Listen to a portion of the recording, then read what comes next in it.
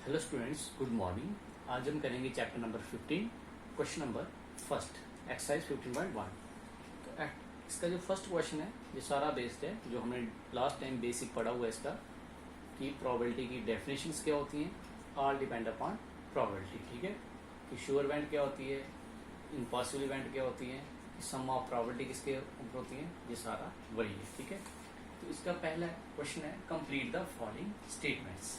ये हमने किया हुआ है प्रोबेबिलिटी ऑफ एन इवेंट, जिसको नोट करते हैं हम कैपिटल ई से, plus probability of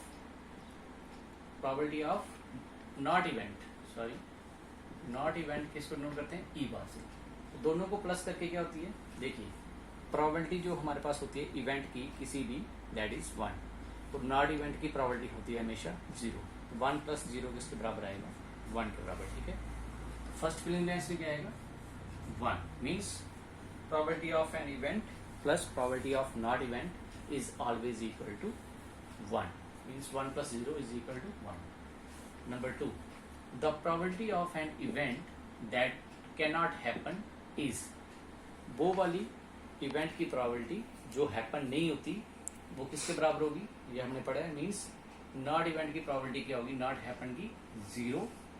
such an event is called, उसको हम क्या बोलेंगे, इम्पॉसिबल इवेंट। जिसकी प्रोबेबिलिटी नहीं होगी, can not happen, that event is known as impossible event. ठीक है, नेक्स्ट है the probability of an event that is certain to happen is, the probability of an event that is certain to happen, तो वो क्या होगा, जिसकी probability certain to happen होती है, that is 1।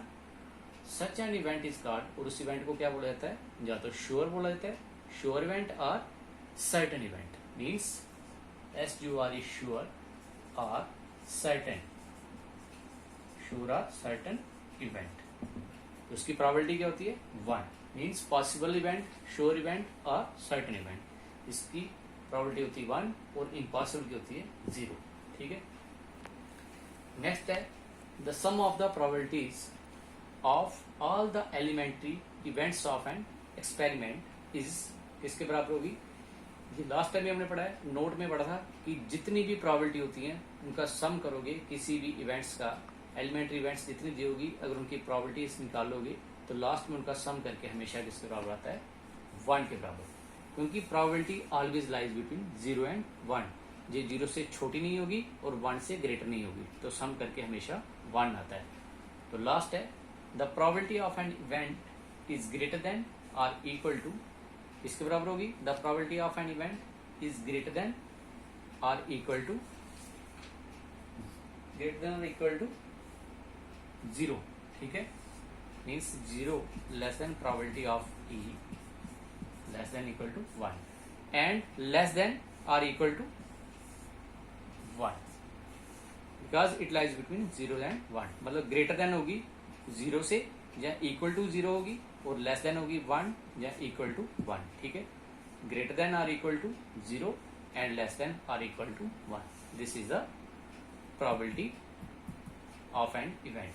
The probability of an event is greater than or equal to 0 and less than or equal to 1, because this is the definition of probability. ठीक है, तो प्रोबेबिलिटी निकालने का आपको formula पता है, लास्ट टाइम हमने पढ़ा हुआ है, sum of all the favourable outcomes divide by total number of outcomes. ठीक है,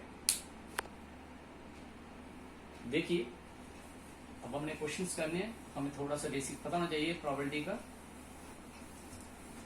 वो आप उसके साथ ही अटैच कर सकते हो। जैसे हमने लास्ट टाइम पढ़ा था कि प्रोबेबिलिटी ऑफ एन इवेंट किसके बराबर होती है, E ऑफ E, तो इसको थोड़ा सा लिख लो, ये किसके बराबर होता है इसका फॉर्मूला, जब भी निकालना होगी, probability of event is equal to number of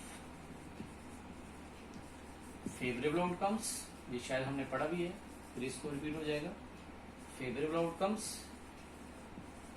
upon total number of outcomes. ठीक है, ये फेवरेबल आउटकम्स क्या होते हैं, divided by total number of outcomes.